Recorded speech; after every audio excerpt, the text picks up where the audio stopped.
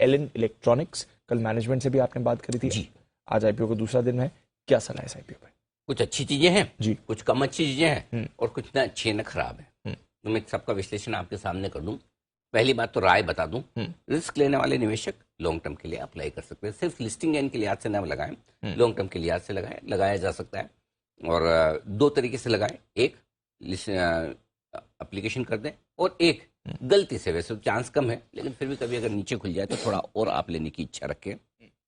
आजकल listing gain वाले मामले हो गए हैं खत्म। जब से एचएनआई एप्लीकेशंस का सिस्टम बदला है तब से अब आप वो बड़े बड़े लिस्टिंग गेन भूल जाइए। 25-25, 30 गुना जो आईपीओ भरते हैं उसमें भी लिस्टिंग गेन नहीं बनते। इनफैक्ट आजकल तो अब ऐसा लगने लगा कि जितना आईपीओ कम भरे उसमें लिस्टिंग गेन की संभावनाएं ज्यादा हो जाती है। सो यहाँ पर भी आपके लिए सिंपल सी चीज यही कि आपको लॉन्ग टर्म के लिए पैसा लगाना है, लिस्टिंग गेन के लिए आज से नहीं। और इसमें लिस्टिंग गेन बन जाए तो एंजॉय कीजिए। थॉट प्रोसेस में बार बार इसलिए बोल रहा हूँ कि अब आपको भी अपनी थॉट प्रोसेस बदलनी पड़ेगी, नहीं तो बार बार आप ये कहेंगे सर आप तो लिस्टिंग गेन के लिए बोलते ही नहीं है, क्योंकि अब वो सिस्टम ही चेंज हो रहा है ग्रेजुअली, जहां पर आपको बड़े लिस्टिंग गेन, और अब थोड़ा वक्त ऐसा आ जाएगा कि 10% या 15% भी स्टॉक ऊपर लिस्ट हुआ तो उसे अच्छा लिस्टिंग गेन माना जाएगा। तो ये पूरा बदलाव आ रहा है, इस पर फोकस करें। आइए पॉजिटिव्स क्या है। प्रमोटर्स बहुत पुराने हैं, लंबे समय से इस बिजनेस में है, करीबन 3 से 4 दशक पुराना उनका अनुभव है। हालांकि जो अच्छी रेवेन्यू ग्रोथ हुई है वो पिछले 5 सालों में हुई है। लंबे समय होने के बावजूद ऐसा लगा कि जो तैयारी आईपीओ के लिहाज से या कंपनी को नेक्स्ट लेवल पर ले जाने की थी वो पिछले 5 सालों में मजबूत रेवेन्यू ग्रोथ हुई है। पिछले 5 सालों में 33% सालाना दर से रेवेन्यू बढ़ा है, तो ये एक अच्छा संकेत है। कमोवेश कंपनी इस पूरे आईपीओ के बाद डेट फ्री हो जाएगी। कैपेक्स काफी किए हैं, नया निवेश किया है, उस वजह से डेट भी रहा है, लेकिन आईपीओ के बाद डेट फ्री कंपनी रहेगी। नेगेटिव्स क्या है? नेगेटिव्स भी इसे कह सकते हैं, पॉजिटिव भी, कि कुछ ही क्लाइंट्स ऐसे हैं जिनसे इनका बिजनेस आता है। 65% बिजनेस इनका मुश्किल से टॉप 4-5 क्लाइंट से आता है। कॉन्सेंट्रेशन है, वो अच्छी बात भी है और अच्छी इसलिए कि लगातार क्लाइंट इनके साथ बने हुए हैं, लेकिन थोड़ा कभी एक आध हिल जाए तो दिक्कत भी आ जाती है, बस वही है। दूसरा, कंपटीशन बहुत है इस फील्ड में, अनऑर्गेनाइज भी, नो डाउट ऑर्गेनाइज प्लेयर्स कम है, अनऑर्गेनाइज प्लेयर्स ज्यादा है। अब ये अच्छी बात है कि जो ब्रांड्स हैं वो क्वालिटी कॉन्शियस है, तो वो अच्छे लोगों से ही बनवाएगी, तो एक एडेड एडवांटेज है।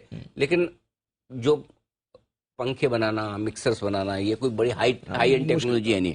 हाँ, मतलब कोई भी बना सकता है, सस्ते दाम पे बना के दे सकता है, तो वो एक थोड़ी सी रिस्क रहती है। इसके अलावा पिछले 2-3 सालों में लगातार इनके डेटर्स बढ़ रहे हैं। जैसे जैसे बिजनेस, ये सीजनल फैक्टर भी हो सकता है, लेकिन वो डेटर्स का बढ़ना थोड़ा सा अच्छा संकेत नहीं देता। शायद हर हाफ ईयर का इन्हें देखना होगा। और बीच में ये वाले साल को छोड़ दें तो पिछले 2-3 साल कैपेक्स की वजह से कैश फ्लो नेगेटिव रहे। अब देखना कि कैश फ्लो लगातार स्टेबल और पॉजिटिव रहते हैं या नहीं रहते, जो मैं समझता हूँ रहने चाहिए। डेट फ्री होने के बाद वो एक कंफर्ट बनेगा। लेकिन हाँ, लगातार इस कंपनी को कुछ न कुछ नया निवेश कैपेक्स करने की जरूरत पड़ती रहेगी, क्योंकि जिन कंपनियों के लिए ये अपने प्रोडक्ट बना के बेचते हैं, पंखे, light, mixer, grinders, kitchen appliances, वो 50 तरह के प्रोडक्ट बनाते हैं, वो कभी भी कोई भी डिमांड करेगा हमको ये चाहिए, तो आपको उसकी कैपेसिटी क्रिएट करनी पड़ती है, उस हिसाब से ये है।